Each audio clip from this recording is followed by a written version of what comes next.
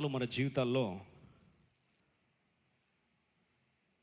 బయట చెప్పుకోలేని తుఫాన్లు మనల్ని వేధిస్తూ ఉండవచ్చు. ఈ తుఫానును నిర్వచించడం కొన్నిసార్లు కష్టమై ఉండొచ్చు.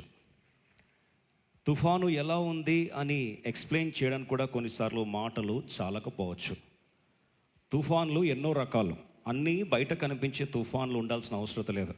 కొన్ని మనసులో, అంతరంగంలో, కొన్ని మానసిక ప్రాంగణంలో, కొన్ని బంధాల్లో, కొన్ని నాలుగోడల మధ్యలో, కొన్ని చెప్పుకోలేని ప్రాంతాల్లో కూడా తుఫాన్లు అలజడి కలవరానికి మనల్ని నెట్టేసి ఉండొచ్చు. చాలా కాలం క్రితం యేసుప్రభువారు పరిచర్య చేస్తున్న దినాలు అవి. దినమంతా ఎంతో ప్రయాసతో పరిచర్య ముగించుకున్నారు. అశేష ప్రజానికం యేసుప్రభువారిని వెంటాడుతూ వచ్చారు. అద్భుతమైన వాక్పరిచర్య, స్వస్థతలు, విడుదల, అద్భుతమైన లోతైన వాక్ సత్యాలన్నీ కూడా ప్రచురితమైన పిమ్మట యేసుప్రభువారు సూర్యాస్తమయం అవుతున్న సందర్భంలో ఆకస్మికంగా శిష్యులు పిలిచాడు.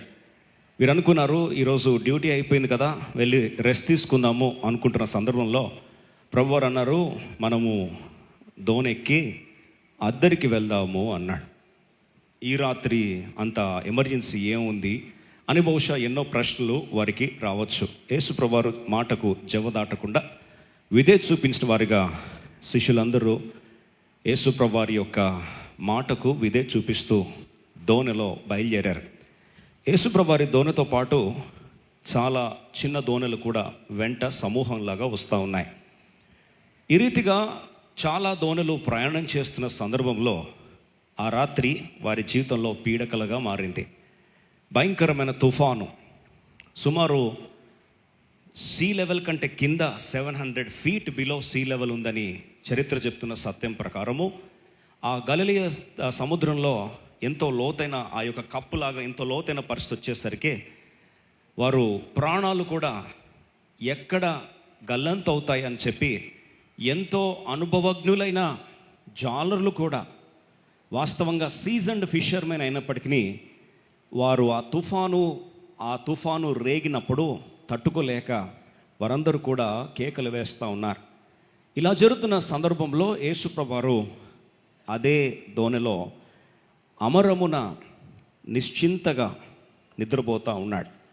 ప్రియ సోదరి సోదరుడా, కొన్నిసార్లు మనమేమో తుఫాన్లు కూడా పోతుంటే మనల్ని ఆదుకోవాల్సిన దేవుడేమో అమరమున నిద్రించుచుండెను అనే మాట కొన్నిసార్లు మనకు అర్థం కాకపోవచ్చు.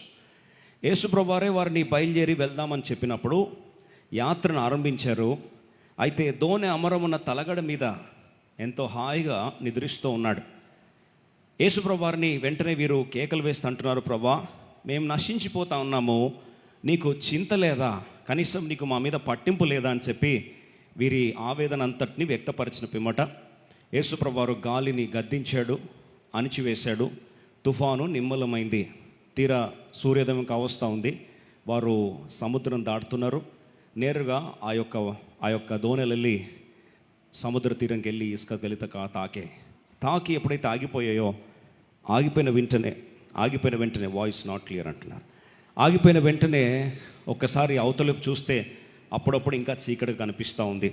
ఏంది, ఇంకా సూర్యోదయం కాలేదా అని చూస్తున్నప్పుడు అప్పుడప్పుడే సూర్యోదయం అవుతున్నట్టుగా అనిపిస్తూ ఉంది, ఇంకా చీకటి కనిపిస్తూ ఉంది. వీరు అడుగుపెట్టిన ప్రాంతము తీరా చూస్తే హృదయము గగురుపాటు కలిగించే ఒక సన్నివేశం చోటు చేసుకుంది. ఈరోజు ఆ సన్నివేశం ద్వారా దేవుడు మనందరితో అద్భుతమైన లోతైన సత్యాలను దేవుడు మాట్లాడాలని ఇష్టపడుతున్నాడు. ఆ జరిగిన సంఘటన ఏంటంటే, ఆ ప్రాంతంలో చీకటిగా ఉంటే దూరం నుంచి సమాధులు కనిపిస్తూ ఉన్నాయి. చూడండి, సమాధుల స్థలం అంటేనే ఆటోమేటిక్ భయపడతాం. అలాంటిది దూరం నుంచి సమాధుల స్థలం నుంచి ఒక భీకరమైన వాడు కేకలు వేస్తూ చేతులకు సంకెళ్ళు తుత్తునీలుగా చేసుకొని భయంకరమైన శబ్దాలు చేసుకుంటా, తాను గాయం చేసుకుంటా, తాను హాని చేసుకుంటా, ఆ యొక్క సంఖ్యలన్నీ కూడా వాడిని బంధించలేకపోగా వాడు చేతులు కాళ్ళంతా గాయపరమైపోయి రక్తాలు కారుతూ ఉన్నాయి. ఇలా రక్తాలు కారుతూ ఉన్నాయి. అందవికారంగా ఉన్నాడు. గడ్డమంతా పెంచేసుకున్నాడు.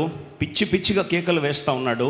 ఇలా కేకలు వేస్తూ అరుచుకుంటూ నేరుగా ఈ యేసుప్రభువారు తన శిష్యులు వస్తున్న ప్రాంతం వైపు ఎదురుగా వస్తూ ఉన్నాడు. ఒక్కసారి ఈ దృశ్యాన్ని ఆలోచించడానికి ప్రయత్నించండి. యేసుప్రభువారు సముద్రము తీరంకి వచ్చాడు. యేసుప్రభుతో పాటు శిష్యులు దిగి ఇప్పుడు ఈ గెరాసేనుల దేశం కాని దేశం, పరాయి దేశంలో కాళ్ళు పెడితే ఆ సమాధుల తోటలో పెట్టడమే అడుగులేమో సమాధుల తోటలో. ఈ సమాధుల తోటలో అవతల నుంచి గెరాసేనుల దేశంలో సేన అనే దయ్యం పట్టినవాడు బిగ్గరగా కేకలు వేస్తూ ఉన్నాడు. తాను గాయం చేసుకున్నవాడు ఇప్పుడు సమాధులలో నుంచి పరిగెత్తుకుంటా యేసుప్రభువారిని కలుసుకోవడానికి వచ్చాడు. ఇలాంటి సందర్భము ఊహించుకోవడానికి బహుశా మనకు భీకరంగా అనిపించవచ్చు, కానీ యేసుప్రభుతో పాటు ఉన్న శిష్యుల పరిస్థితి ఎలా ఉండొచ్చు ఒక నిమిషం ఆలోచించండి. సడన్గా యేసుప్రభుతో పాటు మనం ఉన్నాము, తీసుకెళ్ళే పరాయి దేశం కానీ దేశము, సరే కాలు పెట్టేదేమో సమాధుల మధ్యలో సడన్గా ఒకళ్ళు వచ్చారనుకోండి, ఎట్లుంటుంది? ఉత్త భయం అవుతుందా? పక్కన అర్జెంటుగా కార్డియాలజీ హాస్పిటల్ తీసుకుపోతారు, ఎమర్జెన్సీ గుండెపోటు అని చెప్పి. ఎందుకంటే ఆల్రెడీ అది సముద్రము, రాత్రంతా తుఫాన్ లాంటి పరిస్థితి, తుఫాన్ లాంటి అలజడి, ఆ మెమరీస్ అన్నీ ఫ్రెష్గా ఉన్నాయి. కాలు పెట్టిందేమో సమాధుల తోటలోంచి సడన్గా ఆకస్మికంగా ఒక వ్యక్తి, అట్లాంటి కర్కశవంతుడైన వాడు భీకరమైన రూపంలో సడన్గా కనిపిస్తే ఎవరికైనా గుండెలు ఏమవుతాయి? ఆగిపోతాయి. ఇంత వ్యయప్రయాసలు ఓడ్చి ఇంత భీకరమైన పరిస్థితులన్నీ కూడా దాటుకొని అసలు ఎందుకొరకు దేవుడు దేశము దాటి వెళ్ళాడు అని చాలామంది ఆలోచిస్తూ ఉండొచ్చు.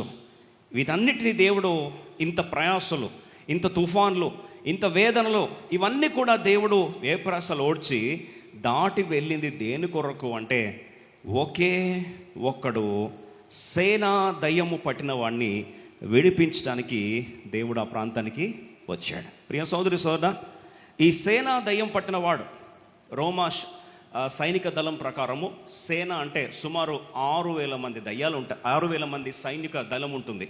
ఆ రెజిమెంట్లో 6,000 సోల్జర్స్ ఉంటారు. ఇప్పుడు 6,000 దయ్యాల చేత పీడించబడుతున్న ఆ ఒక్కడిని దేవుడు విడుదల కలిగించడానికి అభిషక్తుడైన క్రీస్తు ఆ ప్రాంతానికి వచ్చాడు. ప్రియ సోదరి సోదరా, ఆలోచించండి. ఆ ఒక్కని గురించి దేవుని యొక్క పట్టింపు, ఆ ఒక్కరిని విడిపించడానికి దేవుని యొక్క ప్రయాస, ఆ ఒక్కరిని బాగు చేయడానికి దేవుడు పడిన ఆ యొక్క యాతన, ఇవన్నీ ఆలోచిస్తున్నప్పుడు చూడండి, యేసుప్రభువారి యొక్క పరిచర్యలో ప్రధానమైన పరిచర్య అపోస్తల కార్యం 10వ అధ్యాయము 38వ వచనాన్ని అందరం కలిసి చదువుకుందాం. Acts of Apostles chapter 10 verse 38. ఈరోజు అద్భుతమైన విడుదల పరిష్కారం ఆ సూత్రాలను మరి ఈరోజు ధ్యానించబోతున్నాం. ఈరోజు అభిషేకము ఏ రీతిగా మనల్ని విడిపిస్తుందో, ఏ రీతిగా మన కాడిని విరగొడుతుందో, ఏ రీతిగా బంధకాల నుంచి మనకు స్వాతంత్రాన్ని ఇస్తుందో, ఈరోజు ఆత్మ మిమ్ములను స్వతంత్రులుగా చేస్తే ఏ రీతిగా మనము ఆత్మ ఎక్కడుండునో అక్కడ స్వాతంత్రం ఉండునన్న మాటను ఈరోజు ఆత్మీయ, మానసిక, భౌతిక ప్రాంగణాల్లో ఈరోజు స్వాతంత్రాన్ని చూసే అనుభవంలో అందరం కలిసి అపోస్తల కార్యం 10:38 కలిసి చదువుకుందామా? అదేదనగా దేవుడు నజరుడైన యేసును పరిశుద్ధాత్మతోనూ శక్తితోనూ అభిషేకించిననున్నదియే దేవుడు ఆయనకు తోడై ఉండను గనుక ఆయన మేలు చేయుచు అపవాది చేత పీడింపబడిన వారిని అందరినీ స్వస్థపరచుచు సంచరించుచుండెను. కొందరిని అని రాయలేదు. బిగర్ చెప్తారా? అందరినీ అని రాస్తుంది. చూడండి, నిజమైన అభిషేకం, ద రియల్ అనాయింటింగ్ ఆఫ్ క్రీస్తు అనగా అభిషక్తుడు. అభిషేకము యేసుక్రీస్తు వారి పరిచర్లో రాయబడిన మాట ఏంటంటే అపవాది చేత పీడించబడిన వారినందరినీ స్వస్థపరచుచు సంచరించుచుండెను. అంటే ఒకసారి ఆలోచించండి, యేసుప్రభు వారి యొక్క అంటే క్రీస్తు యొక్క అభిషక్తుని యొక్క నీడలోకి వచ్చిన, దయచేసి ఈ మాటనండి, అభిషక్తుని యొక్క పరస్పర అనుభవంలోకి వచ్చిన, లేదా నీడలోకి వచ్చిన, లేదా ఆయన ఛాయలోకి వచ్చిన అభిషేకం ఉందా? అదే అనేవాళ్ళు చేయొద్దండి. అదే ఆత్మదేవుడు మనలో ఉంటే, అదే పరిశుద్ధాత్మ దేవుని కార్యము ఈరోజు అంతకుముందు చేసిన కార్యాలు ఈరోజు దేవుడు చేయగలడా? చేయలేడా? చేయగలడం వాళ్ళు చేయొద్దండి. అందుకొరకు బైబిల్ సెలవిస్తున్న సత్యం ఏంటంటే ఈ యెషయా గ్రంథం 10వ అధ్యాయము 27వ వచనంలో మనము మోస్తున్న కాడి లేదా బంధకాలు ఆ దినమందు అషూరు వారి చేత భయపీడనంలో, బంధకములో కృషించిపోతున్న ఇశ్రాయేలు ప్రజలకి దేవుడు వాగ్దానం చేస్తా అంటాడు, ఆ దినమున నీ భుజం మీద నుండి అతని బరువు తీసివేయబడును, నీ మెడ మీద నుండి అతని కాడి కొట్టివేయబడును. ఇంగ్లీష్లో రాస్తుంది, because of the anointing the yoke shall be removed forever, broken forever. అంటే ఆ బంధకాలు ఏదైతే నిన్ను పీడిస్తూ ఉందో ఆ బంధకాలు ఏమవుతాయంట, శాశ్వతంగా అవి నాశనము చేయబడతాయి. చూడండి, ఆఖరి లైన్ రాస్తుంది చూడండి, and the yoke shall be destroyed because of the anointing. అభిషేకము ద్వారా ఆ కాడి ఏమవుతుందంటండి, విరగ్గొట్టబడుతుంది, నాశనం చేయబడుతుంది. చూడండి, ఇంకా విరగ్గొట్టబడితే, నాశనం చేయబడితే ఇంకెన్నటి కూడా మళ్ళీ తిరిగి అది మనల్ని బంధకాల్లో నెట్టడానికి వీలు లేదు. ఈరోజు మరొకసారి దేవుని సేవకు జ్ఞాపకం చేస్తున్నా, నీ బంధకాలు అవి మానసికమై ఉండొచ్చు, లేదా కొన్నిసార్లు భౌతికమై ఉండొచ్చు, కొన్నిసార్లు కుటుంబ బంధకాలలో, కుటుంబ రిలేషన్స్ అనే బంధకాల్లో, బంధాలనే బంధకాల్లో కొన్నిసార్లు సతమతం అవుతుండొచ్చు, లేదా కొన్నిసార్లు అసలు నీ సమస్య ఏంటో, నీ బంధకం ఏంటో, అసలు నీ యొక్క పీడన ఏంటో కొన్నిసార్లు చెప్పలేని పరిస్థితుల్లో దేవుని మందిరానికి వస్తుంటే, ఈరోజు కొన్ని ప్రాముఖ్యమైన సత్యాలు, ఈ సేనా దయ్యం పట్టిన వాడిని విడుదల అద్భుతమైన అభిషేకపు అనుభవాన్ని స్పష్టంగా ఈరోజు ఒక 3 సత్యాలు మనము దేవుని ఆరాధించడానికి, ముఖ్యంగా మన జీవితాల్లో విడుదల కావాలి అని నిజంగా అన్వేషిస్తుంటే, if you are truly praying for deliverance, నిజముగా ఆ విడుదల గురించి ఎదురు చూస్తున్న వాళ్ళు చేతండి, దేవుడి రోజు ఈ మాట నెరవేర్చునుగాక. అయితే గమనిస్తాము, ఆ బంధకాలు ఏ రీతిగా ఆ యొక్క వ్యక్తిని, సేనాదయం పట్టిన వాడిని దేవుడు ఏ రీతిగా విడుదల కలిగించాడో దయచేసి క్లుప్తంగా, త్వరితంగా ఒక 3 సత్యాలు, చాలా లోతైన సత్యాలు ప్రతి కుటుంబానికి అవసరమైంది. మరి ఒక్కసారి చెప్తున్నా, ఈ బంధకాలు బహుశా నువ్వు బయట ఇన్ని రోజులు చెప్పుకోలేకపోయి ఉండొచ్చు, కానీ ఈరోజు నీ హృదయంలో మెదిలే ప్రశ్నలకు కూడా దేవుడు ఈరోజు నీతో మాట్లాడబోతున్నాడు, విడుదల కలిగించబోతున్నాడు. దేవుని ఆత్మ బలముగా మనలోని బంధకాలను విడిపించునుగాక. మార్కు సువార్త 5వ అధ్యాయం, అందరం కలిసి మొదటి 2 వచనాలు దయచేసి త్వరగా చదువుకుందాం. మొదటి సత్యాన్ని అందరం కలిసి పరిగెరుకుందాం. Mark's gospel chapter 5 verse 1 and 2. మార్కు సువార్త 5వ అధ్యాయం మొదటి 2 వచనాలు అందరం కలిసి చదువుకుందాం. వారు సముద్రమునకు అద్దరునున్న గెరాసేనుల దేశమునకు వచ్చిరి. ఆయన దోణ దిగగానే అపవిత్రాత్మ పట్టిన వాడొకడు సమాధులలో నుండి వచ్చి ఆయనకెదురు పడెను. 3వ వచనం, వాడు సమాధులలో వాసము చేసేవాడు, సంఖ్యలతోనైనను ఎవడును వాణ్ణి బంధించలేకపోయెను. 4వ వచనం కూడా అందరం కలిసి చదువుకుందాం. 4వ వచనం కూడా, పలుమార్లు వాని కాళ్ళకును చేతులకును సంఖ్యలు వేసి బంధించినను వాడు ఆ చేతి సంఖ్యలు తెంపి కాళ్ళ సంఖ్యలను తుత్తునీలుగా చేసను కనుక ఎవడునో వానిని సాధుపరచలేకపోయాను. దయచేసి గమనించండి, ఇప్పుడు సమాజము, గెరాసేనుల దేశము వాణ్ణి సాధుపరచడానికి ఎన్నో ప్రయత్నాలు చేశాయి.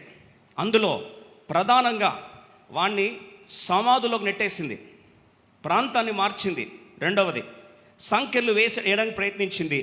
వానికి బంధకాలు కాళ్ళకు సంఖ్యలు, చేతులకు సంఖ్యలు వేసి వాన్ని బంధించే ప్రయత్నము చేయడానికి ప్రయత్నించారు. అయితే గమనించండి, చాలాసార్లు లోకం చేసే పొరపాటిదే, మనం కూడా చేసే పొరపాటిదే. దాన్ని ఏమంటాం తెలుసా అండి? మిస్ డయాగ్నోసిస్ అంటాం. రోగం ఏంటో నిర్ధారించే క్రమంలో పొరపాటు చేస్తాం. అసలు సమస్య ఏంటి? అపవిత్రాత్మ. కానీ లక్షణాలు ఏంటి? దయచేసి గమనించండి. వాడికి 2వ వచనం, ఆయన దోణి దిగగానే అపవిత్రాత్మ పట్టిన వాడొకడు సమాధుల నుండి వచ్చి వానికి ఎదురు పడను. వాడికి పట్టింది ఏంటి? బిగ్గర చెప్పండి. పట్టింది ఏంటి? అపవిత్రాత్మ. ఇప్పుడు సమస్య ఆత్మలో ఉందా, సమస్య బాడీలో ఉందా? సమస్య ఆత్మలో ఉంది, పట్టిందేమో అపవిత్రాత్మ. When it is a spiritual problem, దయచేసి వినండి, ప్రాబ్లం ఎక్కడుంది? స్పిరిచువల్ ఏరియాలో ఉంది. కానీ మానవుడు ఎక్కడ కంట్రోల్ చేయాలని ట్రై చేస్తున్నాడు? చేతులకేమో సంఖ్యలు వేస్తున్నాడు, కాళ్ళకేమో బోండాలు వేస్తున్నాడు, తీసుకెళ్ళి సమాధుల్లో పడేస్తున్నాడు. దయచేసి వినండి జాగ్రత్తగా. వచ్చిన సమస్య ఏమో ఆత్మీయమైంది, కానీ పరిష్కారాన్ని మాత్రము భౌతికంగా ప్రయత్నిస్తున్నాడు. చాలాసార్లు మన దగ్గర ఉన్న ట్రీట్మెంట్ ప్రాబ్లం ఏం తెలుసా? మనము కాజ్ దగ్గరికి వెళ్ళము, అసలు ఆ రోగం ఎందుకు వచ్చిందో ఆలోచించము, కానీ సిమ్టమ్స్ని మాత్రము ట్రీట్ చేయడానికి ప్రయత్నిస్తాం. అర్థం కాని ఒకరు చెప్తాను. ఒకవేళ మనకు సడన్గా జ్వరం వచ్చింది అనుకోండి, అసలు జ్వరం ఎందుకు వచ్చింది అని అడగం. జ్వరం వచ్చింది కాబట్టి టెంపరేచర్ కొరకు ఏం చేస్తాం, ట్యాబ్లెట్ వేసేసుకుంటాం. మన ఫీలింగ్ ఏంటంటే ఈ జ్వరమే ప్రాబ్లం అనుకుంటాం, కానీ ఆ జ్వరము ఎందుకు వచ్చింది, లోపల ఏం ఇన్ఫెక్షన్ అయింది, ఏ కారణం బట్టి వచ్చింది అనేది కాజ్ దాకా వెళ్ళి వెతికే ప్రయత్నము చెయ్యం. This is the problem with many of us. ఎప్పుడైతే మిస్డయాగ్నోసిస్ జరుగుతుందో, రోగ నిర్ధారణ కానీ పొరపాటు జరిగితే వైద్యము కూడా పొరపాటుగానే వెళ్తుంది. Always understand, if there is a మిస్డయాగ్నోసిస్ the treatment will surely fail. చూడండి, అది అసిడిటీనా లేదా హార్ట్ ప్రాబ్లమా అని డయాగ్నోసిస్ కానీ క్లారిటీ లేకపోతే ఏం పర్లేదులే అనుకోని ఒకవేళ లోపల హార్ట్ ప్రాబ్లమ్ని అసిడిటీలేనే ఏదో నాకు ఈ యొక్క యాసిడ్ ప్రాబ్లం ఉందిలే అనుకొని నెగ్లెక్ట్ చేస్తే ఏం కాదంటారా? త్వర చెప్పాలి. సడన్గా ఎందుకు చనిపోయారండి అని మనం వెళ్ళి అడిగితే ఏమంటారు తెలుసా? అరే అది హార్ట్ అటాక్ అనుకోలేదండి, ఏదో గ్యాస్ ప్రాబ్లం అనుకున్నాము, ఏదో యాసిడ్ ప్రాబ్లం అనుకున్నాము, యాసిడిటీ పట్టుకొని మేము ఇంకేందని అనుమానం రాదు కదండి, అందుకొరకే తేరుకునే లోపు ఏమైంది, చనిపోయాడని. ఈరోజు విషాదం ఏంటంటే మనలో చాలామంది ఆత్మీయమైన సమస్యలకు భౌతికమైన పరిష్కార మార్గాలు వెతుకుతూ, సరే సఫలీకృతం అయ్యారా, పోనీ సక్సెస్ అయ్యారా అంటే చూడండి, అందరం కలిసి చదువుకుందాం. 4వ వచనం. పలుమార్లు వాని కాళ్ళకును చేతులకును సంకెళ్ళు వేసి బంధించినను వాడు ఆ చేతి సంకెళ్ళు తెంపి పోయారు. This is the problem with many of us. We only try to manage the symptoms. We don't go to the causal factor. అసలు ఎందుకు వచ్చింది, ఇది ఆత్మీయమైన సమస్య అయితే దాన్ని భౌతికంగా ఏదో ప్రయత్నం చేస్తుంటాం. కొన్నిసార్లు మానసికంగా హ్యాండిల్ చేయడానికి ట్రై చేస్తాం, కొన్నిసార్లు భౌతికంగా హ్యాండిల్ చేయడానికి ట్రై చేస్తాం. కానీ విషాదం ఏంటంటే ఎన్ని ట్రై చేసినా సరే ఎవడునో వానిని సాధుపరచలేకపోయాను. ఈరోజు మరి పరిశుద్ధాత్మ దేవుని ద్వారా వాస్తవిక సమస్య ఏంటో ఈరోజు పరిశుద్ధాత్మ దేవుడు, ఆత్మదేవుడు, మన సంచరిస్తున్న ఆత్మదేవుడు ఈరోజు మనలో సమస్య ఏంటని డయాగ్నోస్ చేయడానికి అనుమతిస్తే ఈరోజు పరిష్కారము అట్టే తెలిసిపోతున్న సత్యాన్ని దేవుని సేవకు జ్ఞాపకం చేస్తున్న సందర్భంలో నిజంగా మరి దేవుడు, ఆత్మదేవుడు లోపల పరిశీలించడానికి, ఈరోజు పరిశోధించడానికి అనుమతిస్తామా? నిజమనే వాళ్ళు చేయొద్దండి. ఈరోజు దేవుడు నిజముగా మన సమస్య ఏంటో పరిష్కృతముగా మాట్లాడునుగాక. చూడండి, ఎప్పుడైతే ప్రాబ్లం మిస్డయాగ్నోసిస్ అవుతుందో, మిస్డయాగ్నోసిస్ ద్వారా జరిగే రెండవ సమస్య ఏం తెలుసా? మిస్అండర్స్టాండింగ్. మిస్డయాగ్నోసిస్ ద్వారా ఏం జరుగుతుందండి?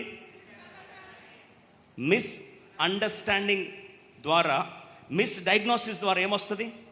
మిస్అండర్స్టాండింగ్ వస్తుంది. చూడండి, వాడి సమస్య ఆత్మీయ సమస్య అయితే ఇప్పుడు వాళ్ళు ఏమనుకుంటున్నారు, అది భౌతికమైన శరీరమైన సమస్య అని చైన్లు వేశారు, వర్కౌట్ అవ్వలే. కాళ్ళకు బోండాలు వేశారు, వర్కౌట్ అవ్వలే. ప్లేస్ మార్చారు, తీసుకెళ్ళి ఎక్కడ పడేశారు? త్వర చెప్పాలి, తీసుకెళ్ళి ఎక్కడ పడేశారు?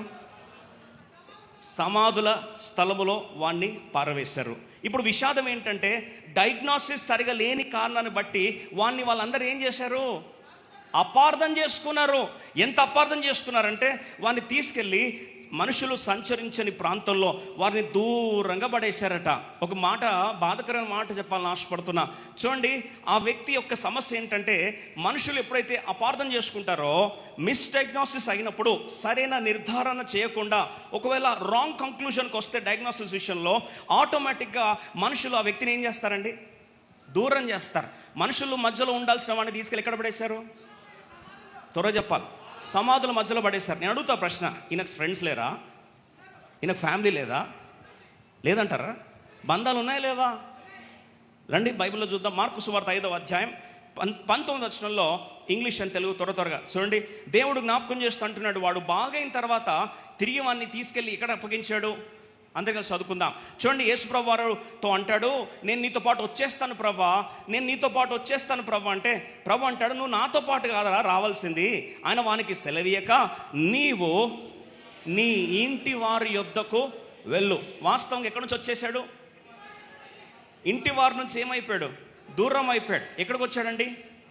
సమాధుల మధ్యలోకి, సమాధుల స్థలంలోనికి ఇంటి వారే వాళ్ళు ఏం చేశారు? ఆ వ్యక్తిని నెట్టేశారు, దూరం చేసేశారు. ప్రియ సోదరి సోదరా, ఈరోజు చాలా ప్రాంతాల్లో మనుషులను అపార్థం చేసుకోవడం వల్ల మనుషుల మధ్యలో ఏం జరుగుతుందండి?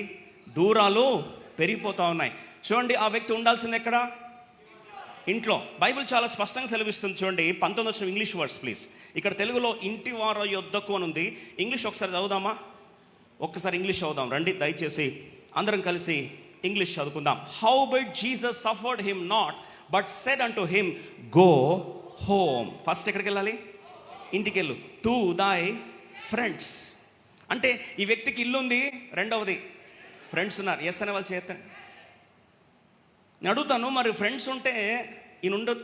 ఫ్రెండ్స్ నిజంగా ఈయనని సహవాసం ఎక్కడ పెట్టుకోవాలి? ఫ్రెండ్స్ ఎక్కడ పెట్టుకుంటారు? ఫ్రెండ్స్ దగ్గర పెట్టుకుంటారు. కానీ ఈయన ఎక్కడ పెట్టారు? ఎక్కడ పెట్టారు? తీసుకెళ్ళి ఎక్కడ పెట్టారండి?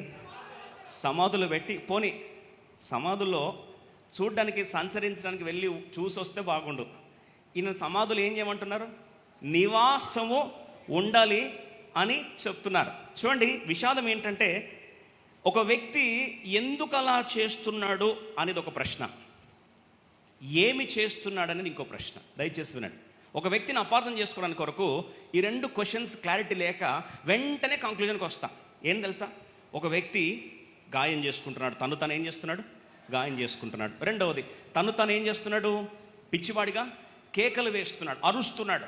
ఇప్పుడు ఆ వ్యక్తి తాను రక్తసిక్తము చేసుకుంటున్నాడు, గాయం చేస్తున్నాడు. ఎవరు తనని సాధుపరచని పరిస్థితి వచ్చేసరికి రెండు క్వశ్చన్స్ దయచేసి జాగ్రత్త విద్దాం. What he did and why he did. ఏం చేస్తున్నాడనే చూస్తున్నారు, కానీ ఎందుకు చేస్తున్నాడని మాత్రం వాళ్ళు ఎవరు చూడట్లే. ఈరోజు విషాదం ఏంటంటే ఒక వ్యక్తిలో ఒక సమస్య వచ్చేసరికి ఆ సమస్యని మనం చూస్తాం, కానీ అసలు ఆ వ్యక్తి ఎందుకు అలా చేస్తున్నాడని మాత్రం ఒక్క నిమిషం ఆలోచిస్తే కథ వేరేగా ఉండేది. ఆ వ్యక్తి ఎందుకు వాళ్ళు దూరం చేశారు? ఆ వ్యక్తి ఏం చేస్తున్నాడో చూస్తున్నారు. ఏం చేస్తున్నాడంట? గాయపరుచుకుంటున్నాడు, రక్తము కారుతూ ఉంది, కేకలు వేస్తూ ఉన్నాడు. ఇదే చూస్తున్నారు కానీ, దయచేసి ఇదే చూస్తున్నారు కానీ అసలు ఈ వ్యక్తి ఇలా ఎందుకు చేస్తున్నాడని ఒక్క నిమిషం కూడా ఆలోచించలేదు. ప్రియ సోదరి సోదరా, ఈ కారణం బట్టి ఏం జరిగింది తెలుసా? చూడండి, సాతాను యొక్క లక్షణం ఏంటంటే మొదటి నుంచి సాతాను ఎవరంటే సహోదరుల మీద నేరము మోపువాడు. రెండవది, సాతాను యొక్క లక్షణం ఏం తెలుసా అండి? సాతాను ఎప్పుడు కూడా మనుషుల మధ్యలో దూరాలు పెంచుతాడు. ఏం పెంచుతాడు? బిగ్గర చెప్పండి. దూరాలు పెంచుతాడు. అయితే పరిశుద్ధాత్మ దేవుడు దానికి భిన్నంగా ప్రజలు ఏం తీసుకొస్తాడు? ఐక్యతను తీసుకొస్తాడు. 133వ కీర్తన ఒక్కసారి చదువుతారా? అక్కడ 133వ కీర్తనలో అభిషేక ప్రవాహం గురించి మాట్లాడుతున్నారు. అహరోను యొక్క అభిషేక ప్రభావం గురించి. అది గడ్డము నుంచి తైలాభిషేకం వలె అంగీల అంచుల వరకు పొర్లి ప్రవహిస్తున్న అభిషేక అనుభవం. సామ్ 133 దయచేసి త్వర చదువుకుందాం. 133 కీర్తనలో చూడండి, మనుషుల మధ్యలో అర్థాలు కాస్త అపార్థాలుగా మారి ఈరోజు దూరాలు పెరిగిపోయి స్నేహితుల నుంచి అలాగే కుటుంబం నుంచి ఆ వ్యక్తిని నిర్దాక్షిణ్యంగా తీసుకెళ్ళి ఎక్కడ పడేశారు? సమాధిలో పడేస్తారు. చూడండి, అందరం కలిసి చదువుకుందాం. 133 కీర్తన అందరం కలిసి మొదటి వచనం చదువుకుందాం. Psalm 133 verse 1 quickly please. Psalm 133:1. సహోదరులు ఐక్యత కలిగి నివసించుట ఎంత మేలు, ఎంత మనోహరము. చూడండి, అక్కడ దేని గురించి రాయబడింది? ఐక్యత, కలిసి ఉంటే కలదు. ఎవరు చెప్పారు? సుఖం ఏముండదు. కలిసి ఉంటే సుఖం ఏమి ఉండదు. కానీ కలిసి ఉన్న దగ్గర ఏముంటుంది? అభిషేకం ఉంటుంది. దయచేసి అర్థమయ్యేలా చేయండి. కలిసి ఉంటే కలదు సుఖం అనేది సుఖమే ఉండదు కలిసి ఉంటే. కానీ ఎప్పుడైతే కలిసి ఉంటారో అక్కడ రాయబడిన మాట ఏంటంటే చూడండి, 2వ వచనం చదువుదాం. అది మేలు, అది మనోహరం అని చెప్పి అది తల మీద పోయబడి అహరోను గడ్డము మీదుగా కారి అతని అంగీల అంచు వరకు దిగజారిన పరిమళ తైలము వలె ఉండును. 3వ వచనం చూస్తామా? సియోను కొండల మీదకి దిగి వచ్చు హెర్మోను మంచు వలె ఉండును. ఆశీర్వాదమును శాశ్వత జీవమును అచ్చట ఉండవల్లని యెహోవా సెలవిచ్చి. చూడండి, అక్కడ ఆశీర్వాదము, శాశ్వత జీవము ఎందుకు ఉంటుంది అంటే, సహోదరులు ఎలా ఉన్నారు అక్కడ? ఐక్యత కలిగి ఉన్నారు. చూడండి, మనం కొన్నిసార్లు ఒక వ్యక్తిని డయాగ్నోసిస్ రాంగ్ చేసరికి ఆ వ్యక్తి చేసిన క్రియ బట్టో, లేదా ఆ వ్యక్తి ఆ కోపంలో మాట్లాడిన మాటను బట్టో మనం ముందే నిర్ధారణకు వచ్చేసి ఏం చేస్తాం తెలుసా? వీళ్ళు ఇంతే అని వెంటనే వారి గురించి మనం మిస్అండర్స్టాండ్ చేసుకొని వారిని ఏం చేస్తాం? దూరపు చేసుకోవడానికి ప్రయత్నిస్తాం. వాస్తవంగా వాడికి ఫ్రెండ్స్ ఉన్నారు, అలాగే ఫ్యామిలీ కూడా ఉంది. చూడండి, ఈ వ్యక్తి 2 ప్రాంతాల దూరం అయిపోయాడంట. ఫ్యామిలీకి దూరం అయిపోయాడు, ఫ్రెండ్స్కి దూరం అయిపోయాడు. ఈరోజు విషాదం ఏంటంటే, ప్రస్తుతం ఉన్న సమాజంలో మనము కుటుంబానికి దూరం అయిపోతున్నాం, స్నేహాలకు కూడా ఏమవుతున్నాం? దూరం అయిపోతున్నాం. కారణం ఏంటంటే, అక్కడ miss diagnosis has led to miss understanding. ఆ వ్యక్తిని ఎందుకు అపార్థం చేసుకున్నారంటే, చూడండి, ఆ వ్యక్తి చేసిన క్రియ, మాట్లాడిన మాటను చూశారు, కానీ ఎందుకు ఆ మాటను ఆ సందర్భంలో ఎందుకు మాట్లాడాడు అనే బ్యాక్గ్రౌండ్లోకి మాత్రం వెళ్ళడానికి ఎవరో ప్రయత్నించారు. ఓన్లీ వన్ సైడ్ అయిపోయింది. ఇప్పుడు కంక్లూషన్ జనరల్గా వన్ సైడ్ అయిపోయేసరికి ఎన్ని రోజులు భరించాలండి? ఎన్ని రోజులు భరించాలి? వీడేమైనా అర్థం చేసుకోవడం ప్రయత్నిస్తున్నాడా? చేయట్లేదు. వానికి ఎక్స్ప్లెయిన్ చేస్తే అర్థమవుతుందా? అర్థం అవట్లే. ఇప్పుడు చూశారు, ఎంతటికీ అర్థం కావట్లేదు. ఇంకెన్ని రోజులను భరించాలి? కుటుంబం వాడిని ఏం చేసింది? తీసుకెళ్ళి సమాధుల స్థలంలో పడేసింది. పోనీ ఫ్రెండ్స్ ఏమన్నారు? ఎంతకి మేము చెప్పినా కానీ వీడికి అర్థమయ్యే ప్రసక్తి లేదని చెప్పి వాడు చేసిన క్రియని, వాడు మాట్లాడిన మాటని చూశారు, కానీ వాడి పరిస్థితి, వాడి కంట్రోల్లో వాడు లేడు. ఒక నిస్సహాయ స్థితిలో ఉన్నాడు. వాడి సమస్య ఇంకొకటి అని ఒక్క నిమిషం కూడా ఆలోచించే ప్రయత్నం చేయలేదు. ఈరోజు విషాదం ఏంటంటే, దూరాలు ఎన్ని పెరిగిపోయినాయి తెలుసా? ఇదే బైబిల్లో ఇదే అధ్యాయంలో నేను ధ్యానిస్తే నాకు ఒక 4 ప్రాంతాలు కనిపించాయి. చూడండి, ఫస్ట్ ఆఫ్ ఆల్ దయ్యం పట్టినందుకు ఆ వ్యక్తిని ఏం చేశారు? సంఘం ముఖ్యంగా వారి యొక్క ప్రాంతం నుంచి, వారి యొక్క గృహం నుంచి, వారి యొక్క గ్రామం నుంచి వాడిని ఏం చేశారు? ముందు ఏం చేశారు? వెలివేశారు. ఇప్పుడు యేసుప్రభు వచ్చి వాణ్ణి వెలివేలే, వాడిల్లో ఉన్న అపవిత్రాత్మను ఏం చేశాడు? వెళ్ళగొట్టాడు. చూడండి, యేసుప్రభు ఏమో సమస్యను వెళ్ళగొడుతున్నాడు, వీళ్ళేమో వ్యక్తిని ఏం చేస్తున్నారు? వెళ్ళగొడుతున్నారు. అర్థమేలా చేస్తారా? ఈరోజు సమస్యను వెళ్ళగొట్టాలా, లేకపోతే వ్యక్తిని వెళ్ళగొట్టాలా? ఇప్పుడు వ్యక్తులను వెళ్ళగొట్టేసి లాటికి ఏం చేస్తావు? లాస్ట్కి ఒంటరి వాళ్ళు అయిపోతున్నారు ఈరోజు ప్రపంచం అంతా. విషాదకరమైన సంఘటన ఏంటంటే, అక్కడ దేవుడేమో సాతానుని, అపవిత్రాత్మని ఏం చేశాడు? వెళ్ళగొడుతున్నాడు. వీళ్ళేమో మనిషిని ఏం చేశారు? వెళ్ళగొట్టారు. ఇంకో కామెడీ చెప్పాలని ఆశపడుతున్నా. యేసుప్రభు అపవిత్రాత్మ వెళ్ళగొట్టేసరికి వీళ్ళు ఎవరిని వెళ్ళగొడుతున్నారు తెలుసా? ఊరోళ్ళు. మార్క్స్ వార్త 5:17. ఇంకొక విడ్డూరమైన సంఘటన. ఇక్కడ 4 సంఘటనలు చూస్తాం, రండి అందరం కలిసి చదువుకుందాం. 4వ వచనం, మార్క్స్ వార్త 5వ అధ్యాయం 17వ వచనం, 17th verse. తమ ప్రాంతములను విడిచిపోమ్మని వారాయనను బతిమాలు కొనసాగారు. ఇప్పుడు లాస్ట్కి ఎవరిని వెళ్ళిపోమంటున్నారండి? యేసుప్రభుని వెళ్ళిపోమంటారు. విడ్డూరంగా లేదా? మనిషి సమస్య అదే. సమస్య పరిష్కరించే వ్యక్తిని కూడా ఏం చేస్తారు? కరెక్ట్ చెప్పారు, వెళ్ళగొట్టేస్తారు. ఇప్పుడు వాళ్ళ ప్రాబ్లం ఏంటంటే, సమస్య ఉంటే వారికి సమస్య లేదు, కానీ సమస్యను వెళ్ళగొడితే వారికి ఏంటి? సమస్య. కాబట్టి సమస్యను వెళ్ళగొట్టిన యేసుప్రభు ఏం చేస్తున్నారు? వాళ్ళు, నాయన నువ్వు మా ప్రాంతం విడిచి వెళ్ళిపో ప్రభు అంటున్నారు. అంటే వారికి పందులకున్నంత విలువ కూడా ఫీల్ అవ్వద్దు. పందులు వారి వ్యాపారానికి, వాణిజ్యానికి గుర్తయితే, ఇప్పుడు దేవుడు వెళ్ళగొట్టేసరికి ఈ పందులు సుమారు దాని ఇంటెన్సిటీ ఎంత అంటే, 6,000 దయ్యాలు ఎన్ని పందులకు వెళ్ళాయి? 2,000 పందులకు వెళ్తే అవి ప్రపాతంలోకి వెళ్ళిపోయేసరికి వాళ్ళ బాధ అంత ఏంటంటే, మాకు వ్యాపారంలో, వాణిజ్యంలో దెబ్బ కొట్టింది కాబట్టి, నా భాషలో చెప్తా, పందులకు ఉన్నంత విలువ కూడా ఒక వ్యక్తికి లేదు. నిజమనే వాళ్ళు చేస్తండి. విషాదకర సంగతి చెప్పాలని ఆశపడుతున్నా. ఈరోజు ప్రపంచంలో వస్తువులకు ఉన్నంత విలువ, కరెక్ట్ చెప్తున్నాను, నిజమనే వాళ్ళు చేస్తండి. అబ్బా 100% కనెక్ట్ అవుతున్నారు.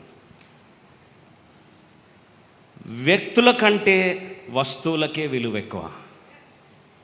వాస్తవంగా సమస్య పరిష్కారం కంటే సమస్యకే మనకు ఆహ్వానము ఎక్కువ. ఇది కాదా? చూడండి, యేసుప్రభుని వెళ్ళిపోమంటున్నారు వాళ్ళు. ఈరోజు విషాదం ఏంటంటే వ్యక్తులు దూరం చేసుకోవడమే కాదు, సమస్యలు పరిష్కరించే దేవుడు ఏం చేస్తున్నాం? దూరం చేసేసుకుంటాం. We don't want you. అయ్యా నీ పాపములు పరిష్కరిస్తా, వద్దయ్యా నాకు. అయ్యా నీ సమస్య నుంచి బంధకాలు విడుదల కలిగిస్తా, నో ఐ డోంట్ వాంట్. అరే విషాదకరమైన మాట చెప్తాను చూడండి. మళ్ళీ యేసుప్రభువారు నాలుగోది చూడండి 5:19లో ఈ వ్యక్తి సమాజం నుంచి దూరం అయితే ఇప్పుడు యేసుప్రభువారు ఏం చేస్తున్నాడు? ఆ వ్యక్తిని తిరిగి నీ ఇంటి వారికి, తర్వాత నీ స్నేహితుల దగ్గరికి తిరిగి నువ్వు వెళ్ళి కలుసుకో అన్నాడు. చూడండి, 4 ప్రాంతాల్లో దూరాలు పెరుగుతున్న వాటిని దేవుడు ఏం చేస్తున్నాడు? తగ్గించాలని ప్రయత్నం చేస్తున్నాడు. విషాదకర సంఘటన ఏంటంటే చాలాసార్లు మన జీవితంలో కొన్నిసార్లు ఈ సమస్య ఎప్పటికీ కూడా అర్థం కాక మనుషులను అపార్థం చేసుకొని, కీర్తనగాడు ఒక రోజు అంటాడు 69వ కీర్తన 4వ వచనంలో, ఈరోజు చాలామంది మోస్ట్ ఆఫ్ అస్ ఈరోజు చిన్నదానికి శాశ్వత దూరాలు చేసుకొని ఒకళ్ళ ముఖాలు ఒకళ్ళు చూసుకోలేని పరిస్థితులు ఈరోజు వచ్చుంటే, ఈరోజు మరొకసారి దేవుని సేవకు జ్ఞాపకం చేస్తున్నారు 69:4, నిర్నిమిత్తముగా నా మీద పగబట్టువారు నా తల వెంట్రుకల కంటే విస్తారముగా ఉన్నారు. అబద్ధమును బట్టి నాకు శత్రువులై నన్ను సంహరింపగోరువారు అనేకులు. నేను దోచుకొనని దానిని నేను ఇచ్చుకొనవలసి. కీర్తన దావీదు అంటాడు, నేనేం తప్పు చేయకుండానే నిర్నిమిత్తముగా నా మీద ప్రజలు ఏం చేస్తున్నారు? పగబడుతున్నారు. ఎంతమంది పగబడుతున్నారంటే తల వెంట్రుకల కంటే విస్తారంగా వారు మార్చబడి, అబద్ధమును బట్టి నాకేమైపోతున్నారు? శత్రులు అయిపోతున్నారు. ఇది కాదా ప్రస్తుతం సంఘాల్లో, కుటుంబాల్లో జరిగేది? నిష్కారణంగా మనుషుల్ని ఏం చేయాలి? శత్రుత్వం పెంచేసుకోవాలి, అపార్థం చేసేసుకోవాలా, దూరాలు పెంచేసుకోవాలా. అరే చిన్న సంఘటన, అసలు ఆ సంఘటన ఎందుకు జరిగింది, దాంట్లో నా కారణం ఎంత ఉంది, అసలు దానికి ఎటువంటి కారణం లేకుండా ఆ వ్యక్తి అలా స్పందించాడా, ఆ వ్యక్తి స్పందించక ముందు ఏమన్నా కారణం ఉండిందా, అసలు ఆ వ్యక్తి సమస్య లోపలదా, లేదా దాని ముందు కారణం నేనేమైనా ఉన్నానా, నా ప్రవర్తన బట్టి స్పందనకు అటు నుంచి ప్రతిస్పందన వచ్చిందా అని ఒక్క నిమిషం కూడా ఆలోచించలేదట. కీర్తనకారుడు అంటాడు 8వ వచనం చూడండి, చివరికి తన సొంత ప్రజలే, 8th verse అందరం కలిసి చదువుకుందాం. 69:8, నా సహోదరులకు నేను అన్యుడనైతిని, నా తల్లి కుమారులకు సొంత సహోదరులు ఏం చేశారంట? పరాయణం చేసేశారు. ఏం తప్పు చేశావయ్యా దావీదు అంటే, దావీదుని లోపల ఉన్న అభిషేకాన్ని వాళ్ళు ఏం చేశారు?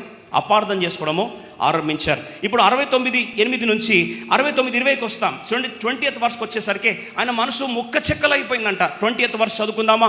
నిందకు నా హృదయము, ఏం నిందేసేశారండి? దావీదు మీద చెయ్యని నిందను, చేయని నేరాన్ని ఆయన మీద మోపేసరికి ఆయన హృదయం ఏమైందంట? బద్దలైపోయాను. నేను బహుగా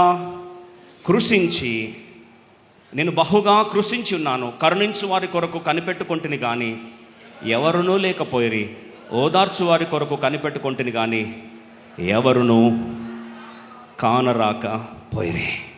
విషాదకర సంఘటన చెప్పాలని ఆశపడుతున్నా. తన స్వకీయులే, తన సహోదరులే, తన సొంత తండ్రి ఇంటి వారే ఆయన ఏం చేస్తారంట? అపార్థం చేసుకున్నారు. ఈ అపార్థాలు చేసుకునేసరికి దూరాలు పెరిగిపోయాయి.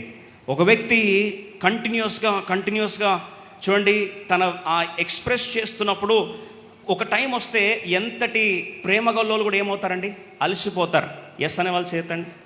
ఉదాహరణ మీకు చెప్పాలని ఆశపడుతున్నాను. ఒక మానసిక శాస్త్రవేత్తగా సైకాలజీలో ఒక పదం ఉంది, కంపాషన్ ఫెటిగ్ అని. అంటే ఒక వ్యక్తి మాటికి ప్రేమగా చూసుకుంటున్నాడు, మాటికి ప్రేమని వ్యక్తపరుస్తున్నాడు, మాటికి అక్కర్లన్నీ తీర్చి ఎంతో ఓదార్పుతో వ్యక్తిని చూసుకుంటా ఉన్నాడు. ఒక టైం వస్తుందట. ఆ టైం వచ్చినప్పుడు ఏమవుతారండి? టైర్డ్ అయిపోతారు. ఏమవుతారండి? బిగ్గర చెప్పండి. టైర్డ్ అయిపోతారు. అట్లట్టు టైర్డ్ అవుతారని అంటారు. ఇప్పుడు ఒక డాక్టర్గా, ఒక నర్సుగా, లేదా ఒక సైకాలజిస్ట్గా పేషెంట్ని చూసుకొని వారి బాధను అర్థం చేసుకొని లాస్ట్కి వాళ్ళు ఏమైపోతారండి? టైర్డ్ అయిపోతారు. ఫెటిగ్ అంటారు దాన్ని ఏమంటారంటే కంపాషన్ ఫెటిగ్ అంటారు. చూడండి, బంధాల్లో కూడా ప్రస్తుతం జరుగుతున్న పొరపాటు ఇదే. ఒకవేళ సత్యంగా ఉన్నట్టు మాట్లాడాలని ఆశపడితే భార్యాభర్తల మధ్యలో కూడా, లేదా స్నేహాల మధ్యలో కానీ, లేదా పరస్పర బంధాల్లో కానీ, లేదా కుటుంబంలో కానీ, సంఘంలో కానీ ఎప్పుడూ వన్ సైడే వ్యక్తపరచబడుతుంది అనుకుందాం. అది ప్రేమ కావచ్చు, లేకపోతే కన్సర్న్ కావచ్చు, పట్టింపు కావచ్చు. ఎప్పుడు ఒక సైడే పట్టింపు వస్తుంది, అవతల నుంచి ఏమీ రావట్లే. ఆ వ్యక్తి ఏమవుతాడు, ఒకరోజు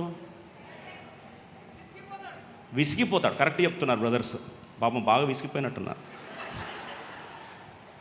ఒక టైంలో ఏమవుతారండి, విసిగిపోతారు, దాన్ని టైర్డ్ అయిపోతారు. ఏంటండి ఎప్పుడు ఒకే సైడేనా, మా వైపు ఎప్పుడు ఆలోచించరా?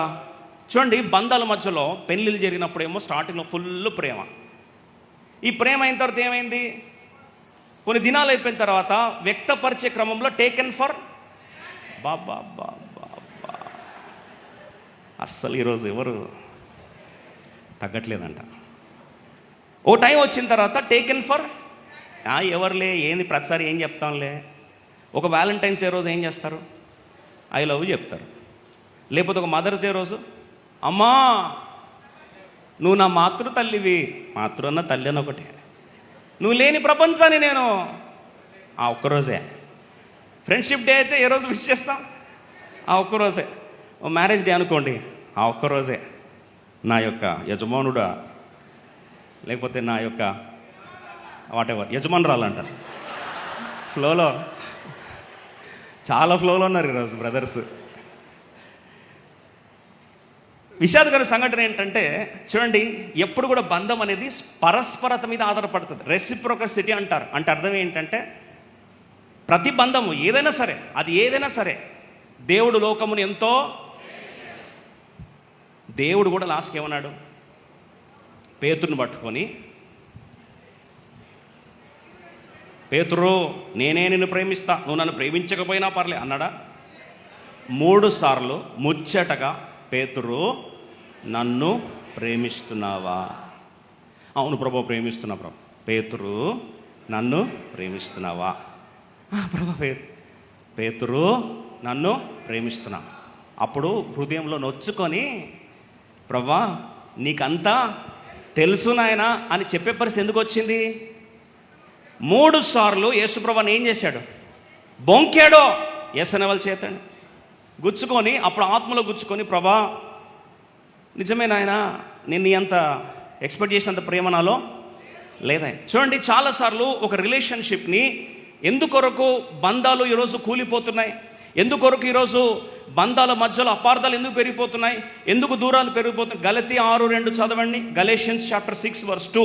దయచేసి ఈరోజు కుటుంబాలు కట్టబడడానికి మరొకసారి దేవుని సేవకునిగా భారంతో మాట జ్ఞాపకం చేస్తున్నా. చూడండి, గలతీ 6:2. ఒకని భారములు ఒకడు భరించి, ఇలాగూ క్రీస్తు నియమమును పూర్తిగా ఇంగ్లీష్ చూస్తారా, ఇంగ్లీష్ చదువుతారా? బేర్ ఈ వన్ అనదర్స్ బర్డన్స్ అన్నాడు. అంటే ఒకరి భారాలు ఇంకోలు భరించాలి, ఇంకోలు భారాలు యువతలో భరించాలి. మనం దాన్ని కట్ చేసి, నా భారం నువ్వు భరించు, నీ భారం మాత్రం నేను భరించనంటాం. అది క్రీస్తు ధర్మం ఎట్లా అవుతుంది? క్రీస్తు ధర్మం ఎట్లా అవుతుంది? పురుషులారా మీ భార్యలను దంచి పడేస్తున్నారు ఈరోజు. పురుషులారా మీ భార్యను ఏం చేయాలి? ప్రేమించండి. స్త్రీలారా మీ భర్తలను లోబడి ఉండుడి.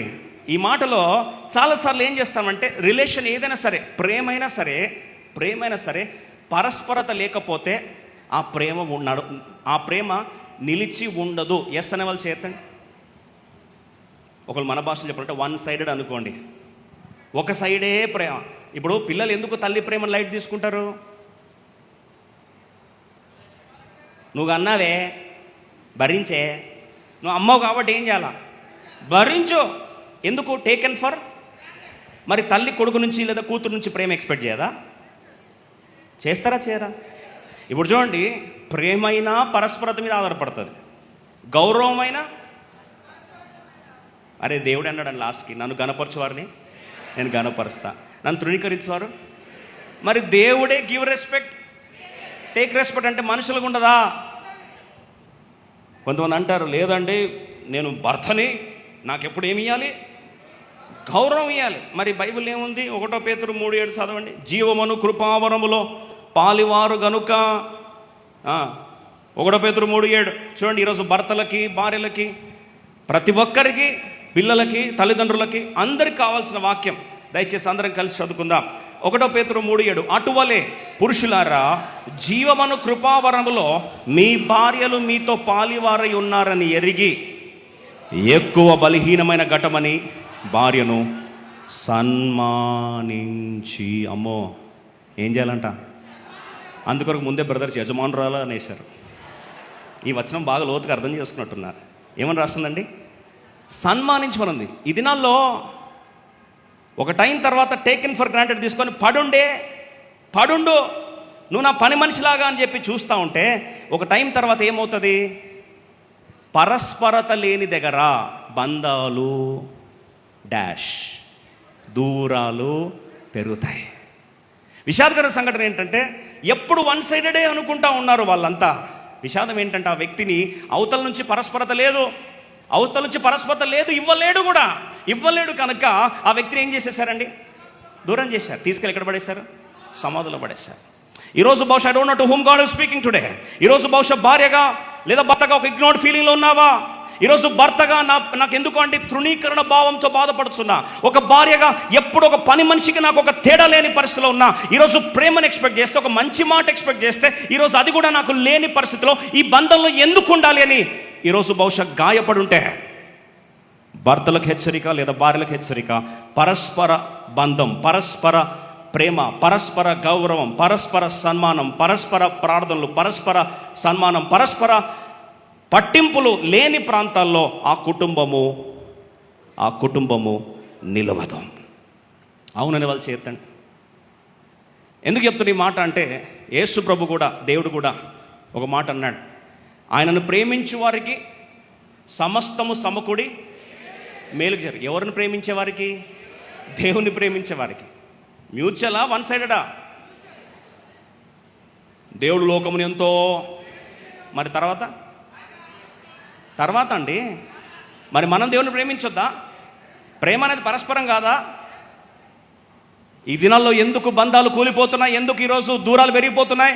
కారణం ఏంటంటే పరస్పరత అనేది, ఎక్స్ప్రెషన్ అనేది లేదు. నువ్వు మనసులో పుట్టడంత ప్రేమ పెట్టుకో, నువ్వు బయట చెప్పవు, ఎవరు తెలుస్తుంది? చచ్చిపోయిన రోజు మాత్రం సమాధి పెడు,